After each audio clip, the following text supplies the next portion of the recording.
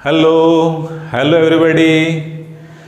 कक्षा 12वीं चल रहा है सिलेबस है ना, फिजिक्स। यहाँ पर चैप्टर नंबर 2 स्थिर वैद्युत विभव एवं धारिता है ना। चैप्टर जो चल रहा है वो स्थिर विद्युत के अंतर्गत है। इसके पहले जो चैप्टर 1 है ना, स्थिर विद्युत के अंतर्गत ही था, विद्युत आवेश एवं क्षेत्र, ये चैप्टर का नाम था। उसमें हमने सारा टॉपिक कवर किया हुआ है, सारे टॉपिक पर वीडियो बनाया हुआ है। यदि आपने वो सब नहीं देखा है तो उन वीडियो को पहले देखिए। आप हमारे चैनल ह्यूमन्स और गैलेक्सी लिखिए और ऑब्लिक करके टॉपिक का नाम लिखिए, आपके पास वीडियो यूट्यूब पर आ जाएंगे, उनको पहले देखिए है ना। तो आज हम देखेंगे स्थिर वैद्युत विभव एवं धारिता के अंतर्गत विभव और विभवांतर क्या होता है, और इससे रिलेटेड कुछ टॉपिक यहाँ पर देखेंगे। और यदि आपने हमारे चैनल को सब्सक्राइब नहीं किया तो सब्सक्राइब जरूर कर दीजिए, लाइक शेयर कमेंट बाद में अवश्य करना यदि आपको अच्छा लगेगा तो, ठीक है। तो विभव और विभवांतर, पोटेंशियल एंड पोटेंशियल डिफरेंस। तो सबसे पहले यहाँ पर हम इसकी बात करेंगे, ये ऑटोमेटिक आपको समझ में आ जाएगा है ना, विभवांतर या पोटेंशियल डिफरेंस। तो जाहिर सी बात है यहाँ पर अंतर की बात हो रही है ना। विभवांतर मतलब विभव में अंतर, तो जाहिर सी बात है यहाँ पर 2 पॉइंट होगा। अंतर तभी निकालेंगे ना जब 2 पॉइंट या 2 के बीच अंतर निकाला जाता है आपको, है ना। जैसे अंतर स्पष्ट करने पूछा जाता है, इसके और इसके बीच अंतर स्पष्ट कीजिए, तो यहाँ पर अंतर बताने के लिए कम से कम 2 चीजों का होना आवश्यक है। तो यहाँ पर विभवांतर के लिए क्या करते हैं, मान लो 2 पॉइंट हम लेते हैं बी और ए है ना, ए और बी 2 पॉइंट यहाँ पर लेते हैं, ठीक है। तो ए और बी 2 पॉइंट यहाँ पर लेते हैं। ये पॉइंट कहाँ रखा हुआ है, विद्युत क्षेत्र में है ना। ये विद्युत क्षेत्र है, इस विद्युत क्षेत्र में 2 पॉइंट ए और बी है। तो मान लो यहां पर एक Q0 एक परीक्षण आवेश है, ठीक है ना। Q0 एक परीक्षण आवेश मतलब परीक्षण करने के लिए लाया जाता है। टेस्ट चार्ज होता है जिसका परिमाण बहुत कम होता है, जिसका खुद का कोई इलेक्ट्रिक फील्ड नहीं होता है, ठीक है। मतलब और किस प्रकार लेते हैं, धनावेश ही लेते हैं इसको, परीक्षण आवेश को धनावेश लिया जाता है। और ये और लिख देता हूं मैं, अल्प परिमाण का होता है, मतलब इतना अल्प परिमाण का होता है कि इसका खुद का कोई विद्युत क्षेत्र नहीं होता, ये हमने पहले भी बताया हुआ है। तो इस परीक्षण आवेश को ए से बी तक लाना है तो मान लो W कार्य करना पड़ता है, ठीक है। तो यहां पर जो विभवांतर होगा इसको लिखेंगे VB माइनस VA। कहां से कहां ला रहे हैं, ए से बी में ला रहे हैं, तो VB माइनस VA होगा। इसका मान होगा ये जो किया गया कार्य W बटे आवेश Q0, मतलब जिस आवेश को लाया जा रहा है उससे भाग देना किसको, किए गए कार्य को। क्लियर हो गया। अब यदि इसमें एकांक धनावेश की बात होती तो Q0 का मान क्या हो जाता, +1 हो जाता है ना। जैसे आपकी किताब में जो परिभाषा देगा उसके अनुसार, तो उस केस में VB माइनस VA है वो किसके बराबर होता, सीधा W या कार्य के बराबर होता, ठीक है। परिभाषा को यहां ध्यानपूर्वक समझना। अब हम परिभाषित करेंगे, 2 बिंदु है ये A और B, Q0 कोई भी आवेश हो सकता है। यहां पर हमने एग्जाम्पल के तौर पर परीक्षण आवेश लिया है क्योंकि हम टेस्ट कर रहे हैं, परीक्षण कर रहे हैं इसलिए। पर ये कोई भी आवेश हो सकता है जो A से B तक लाया जा रहा है। Q0 लिए हैं इसलिए Q0 लिखे हैं, Q लेते तो Q लेते। यदि एकांक धनावेश होता तो यहां पर 1 लेते है ना, Q0 के बदले +1 लेना पड़ता, ऐसा है। तो यहां पर यदि एकांक धनावेश को हम लेते हैं तो Q0 के बदले +1 आपको रखना पड़ता, तो उस केस में VB minus VA equal to केवल क्या होता है, W, नीचे क्या हो जाता, 1 हो जाता। तो इस प्रकार विभवांतर है वो किसके बराबर हो रहा है, कार्य के बराबर। कौन से कार्य के बराबर, एकांक धनावेश को एक बिंदु से दूसरे बिंदु तक लाने में कार्य के बराबर। तो इस प्रकार विभवांतर की परिभाषा अब क्लियर हो जाती है। कैसे क्लियर हो जाती है? एकांक धनावेश को एक बिंदु से दूसरे बिंदु तक लाने में जितना कार्य करना पड़ता है वह दोनों बिंदुओं के बीच का विभवांतर कहलाता है। तो सिंपल विभवांतर मतलब क्या हुआ? कार्य हुआ। एकांक धनावेश को एक बिंदु से दूसरे बिंदु तक लाने में किया गया कार्य। ठीक है, और इसका फार्मूला देखेंगे तो VB minus VA equal to W upon Q0 है ना। VB minus VA equal to W upon Q0।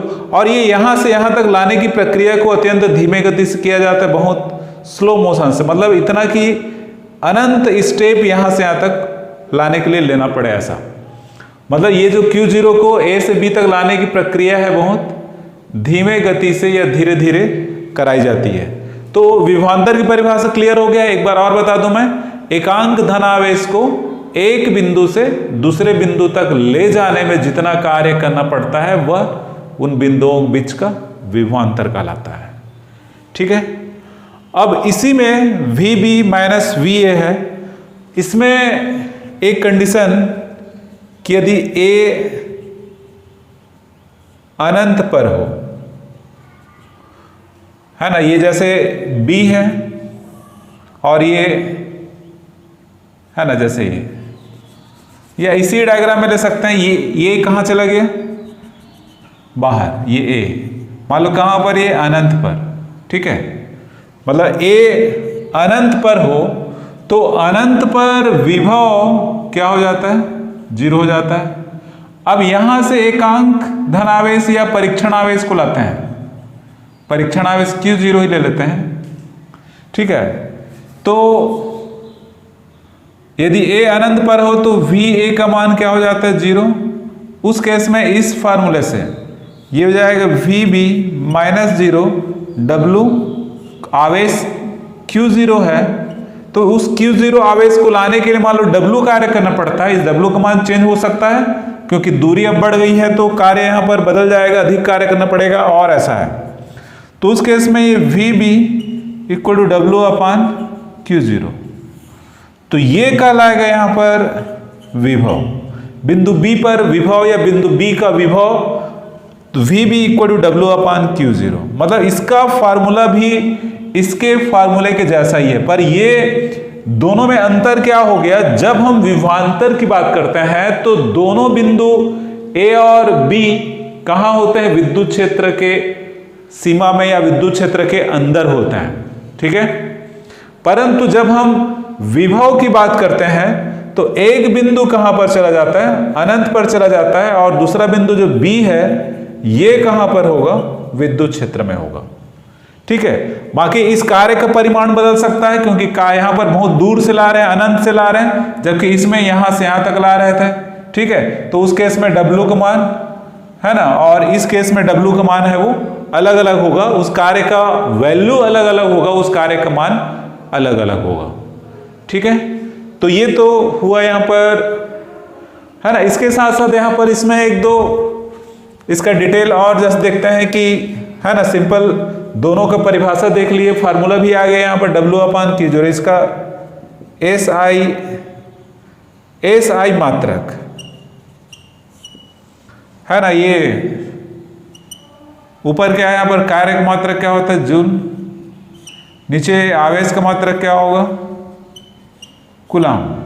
तो इस प्रकार जूल पर कूलाम, इसको कहा जाता है वोल्ट कहते हैं। जूल पर कूलाम को वोल्ट कहा जाता है। यहां पर 1 वोल्ट की बात करें तो ये होगा 1 जूल बटे 1 कूलाम। इसका मतलब क्या हुआ?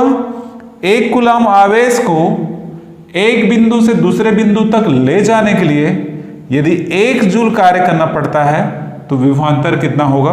1 वोल्ट होगा, है ना। यदि हम विभवांतर को डिफाइन कर रहे हैं कि 1 वोल्ट का विभवांतर कितना होगा, तो 1 कूलाम आवेश को एक बिंदु से दूसरे बिंदु तक ले जाने में 1 जूल का कार्य करना पड़े।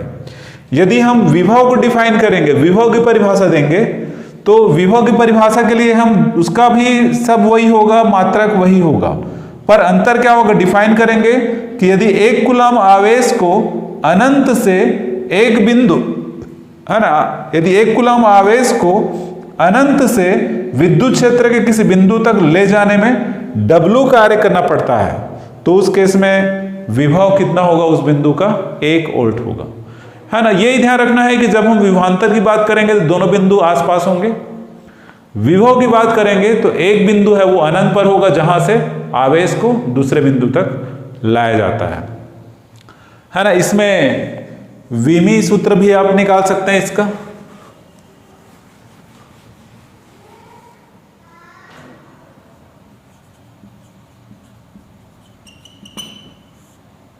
है ना। विमी सूत्र यहां पर ये जूल ml2T-2 कार्य का यही होता है, 11वीं क्लास में पढ़ा हुआ है आप लोगों ने। कूलम मतलब आवेश, आवेश बराबर धारा गुणित क्या होता है? समय होता है। तो ml2T-3 हो जाएगा A-1। ये होगा विभव और विभवांतर दोनों का ही विमी सूत्र होगा, ठीक है। विभवांतर और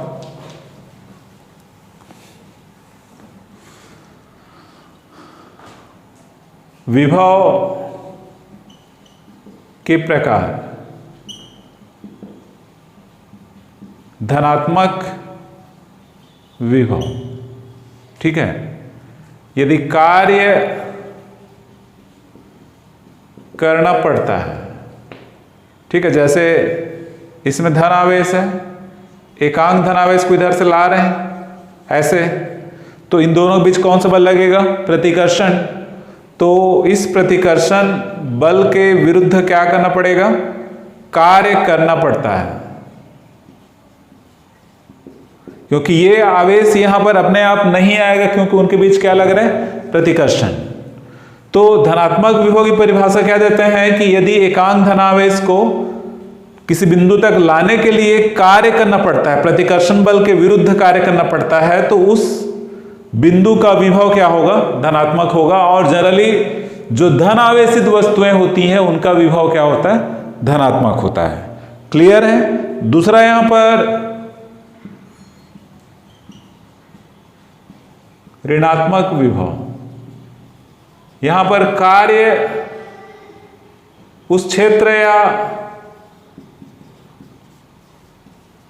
के द्वारा अपने आप होता है ना। जैसे ये ऋण आवेशित वस्तु है, यहां पर एकांक धनावेश को रख दें तो इनके बीच में क्या लगेगा? आकर्षण बल लगेगा। जाहिर सी बात है, धनावेश और ऋण आवेश क्या करेंगे? एक दूसरे को आकर्षित करेंगे, तो ये अपने आप आएगा। मतलब कार्य हमको नहीं करना पड़ता, कार्य यहां पर होता है, कार्य अपने आप हो जाता है, ठीक है। आवेश अपने आप यहां से यहां तक आ जाता है, तो इसका इस बिंदु का विभव क्या होगा? ऋणात्मक। तो सिंपल, जिस वस्तु में धन आवेश होता है उसका विभव धनात्मक, और जिस वस्तु में ऋण आवेश होता है उसका विभव क्या होता है? ऋणात्मक होता है। ये ध्यान रखना, ठीक है यहां तक। अब हम देखेंगे बिंदु आवेश के कारण विभव। बिंदु आवेश क्या होता है, इसके पहले के चैप्टर में आप देखे हुए हैं, है ना। कोई वस्तु या दो वस्तु का आकार उनके बीच की दूरी की तुलना में नगण्य है और उनमें आवेश है, तो वो बिंदु आवेश कहलाते हैं। जैसे बिंदु वस्तु के परिभाषा क्लास 11 में आप लोग पढ़े, वैसा ही है। तो क्या करते हैं, यहाँ पर एक बिंदु O है ना। हमें इस बिंदु O पर एक प्लस Q चार्ज है। ये प्लस Q कैसा आवेश है? बिंदु आवेश है। तो इस बिंदु आवेश के कारण इससे r दूरी पर एक बिंदु P है। इस बिंदु P पर क्या करना है? विभव की गणना करनी है। तो इसके लिए क्या करेंगे, ये जैसे अनंत है तो अनंत से एकांक धनावेश को कहां तक लाएंगे? हम P तक लाएंगे। परिभाषा जैसे है कि एकांक धनावेश को अनंत से विद्युत क्षेत्र के किसी बिंदु, है ना, ये P है, वो इस आवेश के विद्युत क्षेत्र में है ना। ये आवेश है, इस आवेश के विद्युत क्षेत्र में बिंदु P है ना। बिंदु P विद्युत क्षेत्र में स्थित है और ये हो गया इधर अनंत। तो यहां से यहां तक इसको लाना है ना। तो ये कार्य बहुत छोटे छोटे पार्ट में किया जाता है, धीरे धीरे लाया जाता है। तो इसके लिए क्या करते हैं, मान लो हम इसके P और अनंत के बीच में दो पॉइंट हम ले लेते हैं A और B। इनके बीच का डिस्टेंस मान लो कितना है यहाँ पर dx। मान लो Q0 पर एक अल्प परीक्षण आवेश की कल्पना करते हैं, है ना। यहाँ पर जो ए का डिस्टेंस, पॉइंट ए जहाँ पर है उसकी दूरी कितनी यहाँ पर है, x है ना। आपको शुरू में वो सब लिखना पड़ेगा जैसे जो मैंने बोला कि माना O पर एक, है ना, माना O पर एक बिंदु आवेश प्लस Q स्थित है, इससे r दूरी पर एक बिंदु P है जहां पर विद्युत विभव की गणना करनी है। इसके लिए क्या करते हैं, माना P और अनंत के बीच में एक बिंदु A और एक B लेते हैं जिनके बीच की दूरी dx है, तथा बिंदु A पर एक परीक्षण आवेश Q0 स्थित है जिसकी दूरी O से कितनी है, x है। इसको आपको लिखना है जो मैंने अभी कहा, ठीक है। अब यहां पर कूलाम के नियम से, है ना, कूलाम के नियम से परीक्षण आवेश पर जो बल कार्य करेगा उसका मान, है ना, कूलाम के नियम से परीक्षण आवेश पर कार्य करने वाले बल, परीक्षण आवेश पर बल, तो इस बल F का मान सिंपल क्या फॉर्मूला 1/4 पाई epsilon 0 Q1 Q2 upon R square होता है। यहाँ पर Q और Q0, यहाँ पर आवेश Q है, यहाँ पर आवेश Q0 है, इन दोनों बीच कूलाम का नियम लगाना है। दूरी कितनी है, x है, तो नीचे कितना हो जाएगा, x स्क्वायर, ठीक है। और फिर यहाँ पर परीक्षण आवेश को A से B तक लाने में किया गया कार्य, है ना, परीक्षण आवेश को A से B तक लाने में किया गया कार्य बहुत छोटा होगा, इसलिए इसको W ले रहे हैं, DW ले रहे हैं, है ना, कार्य बहुत छोटा होगा, है ना, इसलिए इसे क्या लेंगे यहाँ पर, DW,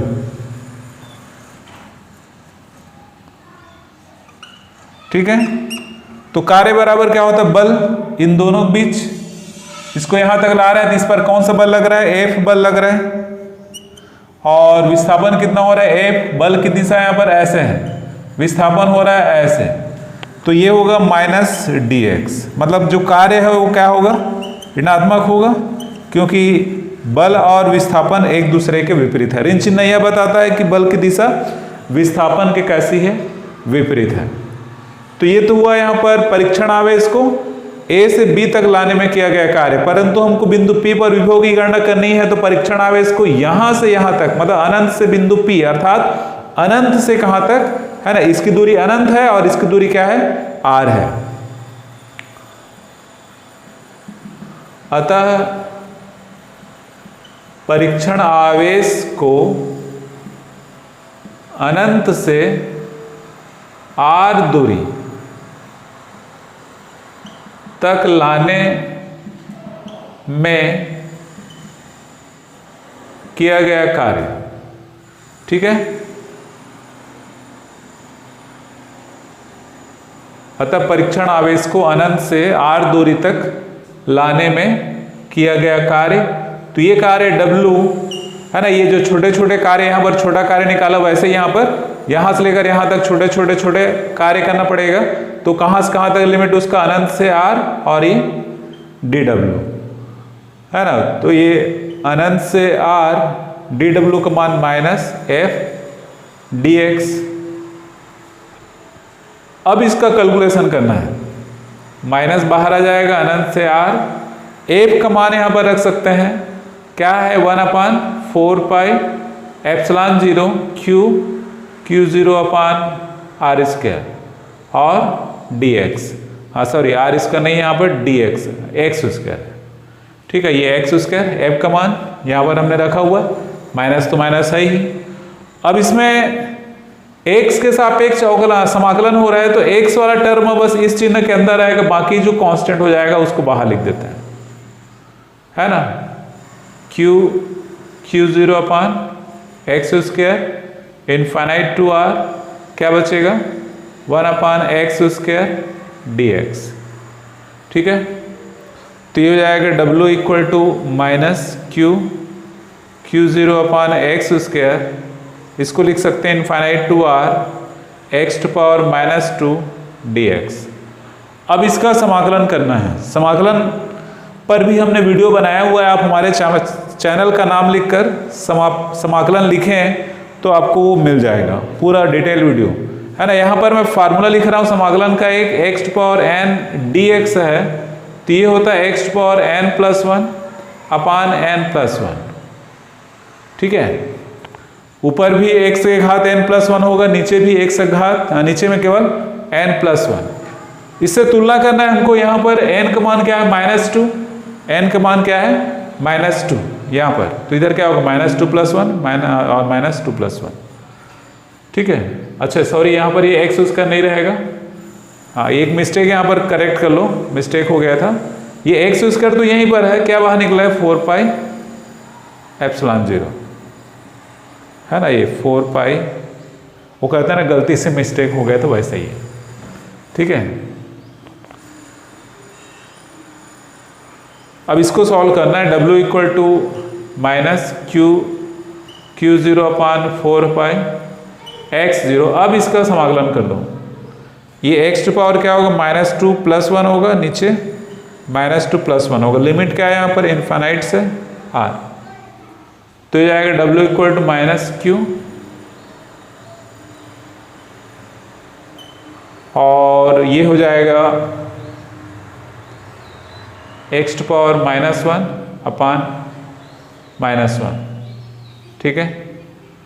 एक स्टेप और लिखूंगा तो आ जाना चाहिए यहाँ पर minus Q0 upon 4 pi epsilon 0, ये हो जाएगा x का घात माइनस 1 है, मतलब ये माइनस को मैं ऊपर लिख दे रहा हूँ माइनस, और 1/, क्या हो जाएगा x, है ना। x का घात माइनस 1 है तो 1/x हुआ, और ये माइनस 1 नीचे है तो यहाँ पर वो माइनस हो जाएगा, है ना, इनफाइनाइट टू r, ठीक है। ये इसकी लिमिट यहाँ पर रहेगी इनफाइनाइट टू r, है ना। अब थोड़ा सा हम इधर ले लेते हैं, थोड़ा सा बचा हुआ है, काम हो गया, फिर फार्मूला आने ही वाला यहाँ पर है। तो अब क्या हो जाएगा, अब हमको लिमिट लगाना है ना, minus Q0 upon 4 pi epsilon 0। Limit कैसे लगाते हैं, है ना, ये निश्चित समाकलन है, पहले जहां पर x है वहां पर अपर लिमिट क्या है r, तो माइनस 1 अपान r, फिर माइनस करके लोअर लिमिट, तो माइनस करते हैं तो माइनस यहाँ पर ऑलरेडी है इसलिए प्लस हो जाएगा ऐसे। तो इस प्रकार W इक्वल टू क्या आता है, ये माइनस 1 अपान इनफाइनाइट क्या होता है 0 होता है, ये माइनस क्या हो जाएगा प्लस, तो क्या आता है 1 अपान 4 पाई एप्सिलॉन 0 Q0 अपान r, हाँ सॉरी ओनली r, ठीक है। ये r इतना होगा, इसको सॉल्व करेंगे तो ये कार्य है। अतः बिंदु आवेश के कारण P पर विभव V बराबर, बिंदु आवेश के कारण P पर विभव V बराबर क्या हो जाएगा, V बराबर क्या होता है W अपान Q होता है, तो W को मान रखेंगे, W को मान रखेंगे इतना, तो ये Q है वो इस Q को काट देगा, तो क्या बचता है V बराबर 1 अपान 4 पाई एप्सिलॉन 0, एक Q0 बचेगा और नीचे क्या बचेगा, हाँ सॉरी ये Q0 यहाँ पर होगा, है ना। ध्यान रखना V equal to W upon Q0 होगा, क्योंकि Q0 को लाया जा रहा है, ठीक है। V equal to W upon Q0, तो ये Q0 कटेगा, Q बचेगा, तो V equal to 1 upon 4 pi epsilon 0, Q upon क्या आएगा R आएगा, तो इतना वोल्ट होगा, ठीक है। तो ये किया गया कार्य इतना होगा, तो इस प्रकार कैलकुलेशन करना है ना। यहाँ पर W के नीचे वो आवेश आता है जिसको लाया जाता है, ठीक है। तो ये इतना होगा, और इसमें एक कंडीशन लगा सकते हो, यदि P बिंदु P कहाँ पर हो, बिंदु P मान लो अनंत पर हो, तो उस केस में R का मान क्या हो जाएगा अनंत हो जाएगा, तो ये अनंत हो जाएगा, अनंत से भाग देंगे तो क्या आ जाता है 0। अनंत पर विभव शून्य। इस पॉइंट को हम ऐसा याद रखना, अनंत पर विभव शून्य होता है। अनंत पर विभव क्या होता है? शून्य होता है। ठीक है, तो इस वीडियो में इतना ही है। हमने क्या देखा? विभव और विभवांतर को पूरा डिटेल देखा, साथ ही साथ बिंदु आवेश कारण विभव क्या होता है इसको भी देखा। आपको वीडियो समझ में आया होगा। आपको यदि समझ में नहीं आया है तो जरूर कौन सा टॉपिक कहाँ पर डाउट है हमें कमेंट करके जरूर बताएं, हम उसका समाधान करेंगे। Thanks for watching.